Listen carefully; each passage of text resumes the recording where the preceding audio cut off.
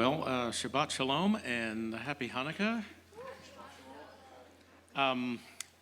Let's see, we've just come through Christmas. We have New Year's Day coming shortly. It's Hanukkah, the fourth night tonight. And we have a Torah portion called Miketz, and that's why I want to talk about cows. Yeah, I do. You know, in a sense, Joseph owed his promotion to cows. We know Joseph as son of Israel who was sold into slavery in Egypt, and after years of laboring for his master and then languishing in jail for a crime he didn't commit, Joseph came to the attention of Egypt's Pharaoh, and he was promoted from prison to rulership over the whole land. And it happened when Pharaoh had a dream about cows. Pharaoh saw 7 good, healthy cows coming up out of the Nile, and 7 other cows, thin and ugly, came up after them. The bad cows swallowed up the good cows. And then Pharaoh woke up. That was one of 2 dreams that night, and they so troubled Pharaoh that he searched for someone who could interpret them. Pharaoh's chief butler put in a good word for Joseph, suggesting that since he had interpreted the butler's dream when he had been in prison, Joseph might be able to do the same for Pharaoh. And so Joseph found himself telling the most powerful man on the earth that his dreams meant there would be 7 years of plenteous harvests and 7 years of terrible famine.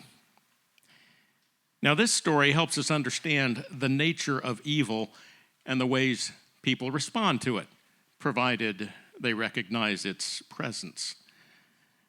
The lesson comes in the details of Pharaoh's dreams as he explained them to Joseph. From Genesis 41, then Pharaoh said to Joseph, "Behold, in my dream I was standing on the banks of the Nile. 7 cows, plump and attractive, came up out of the Nile and fed in the reed grass. 7 other cows came up after them, poor and very ugly and thin, such as I had never seen in all the land of Egypt. And the thin, ugly cows ate up the first 7 plump cows, but when they had eaten them, no one would have known that they had eaten them because they were still as ugly as at the beginning. Then I awoke.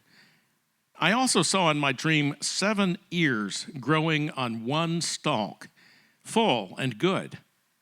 7 ears, withered, thin, and blighted by the east wind, sprouted after them, and the thin ears swallowed up the 7 good ears.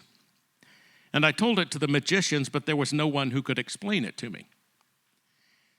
Now, Pharaoh's magicians should have been able to explain that evil is never satisfied. But then they, like most of us, were probably so busy defining good and evil according to their own standards that they couldn't see the difference between the two according to God's definition.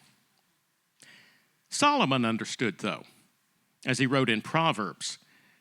He said, "The leech has 2 daughters, give and give. And 3 things are never satisfied. 4 never say enough. Sheol, the grave, the barren womb, the land never satisfied with water, and the fire that never says enough." Now, what do leeches, the grave, a barren womb, drought-stricken land, and fire have in common? Well, none of them produce anything of lasting value, which is a characteristic of evil. We can see that easily enough with leeches and the grave and fire. Leeches do have usefulness in healing, but that comes from their function of sucking the blood out of their hosts. Fire is also useful in its production of heat, but that too requires a source of fuel for consumption.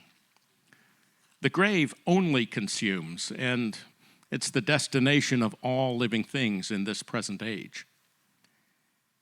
The barren womb and the drought-stricken land are different. They're designed to produce life, but circumstances beyond their control render them lifeless. Sometimes those circumstances can be reversed, but we're grieved and puzzled when our best efforts fail to restore them to their life-giving function. It's important to understand, though, that a barren womb and a barren plot of land are not evil, but are victims of the evil inherent in this world. Evil sucks the life out of someone or something, giving nothing in return.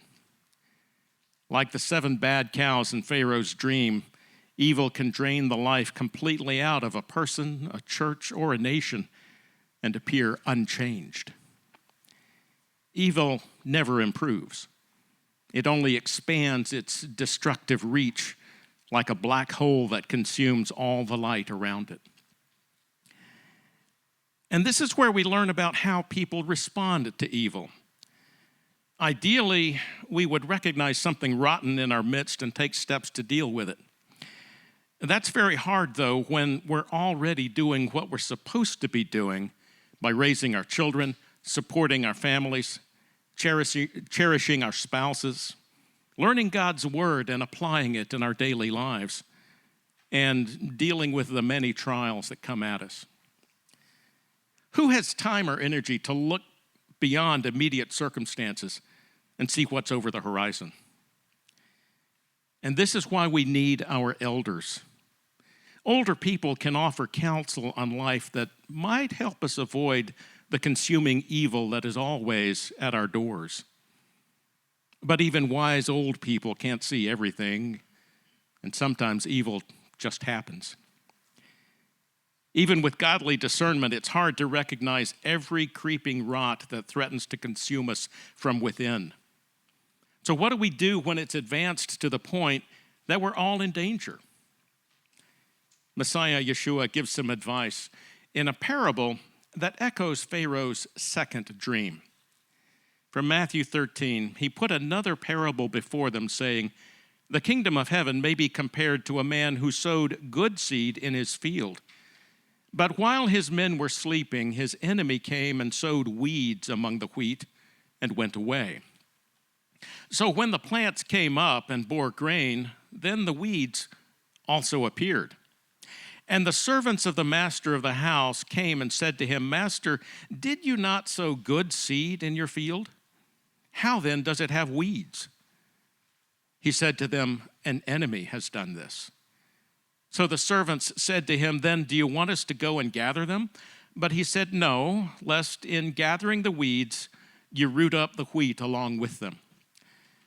Let both grow together until the harvest, and at harvest time I'll tell the reapers, gather the weeds first and bind them in bundles to be burned, but gather the wheat into my barn.' Now it would be nice if we could uproot and eradicate all the evil influences among us, but it's not that simple. The evil that besets us may be something God allows to test and strengthen us through the struggle. Or maybe it's something that must proceed to the logical conclusion so God can judge it and remove it completely. We can't always know for sure, so the best thing is to be faithful with what He's given us.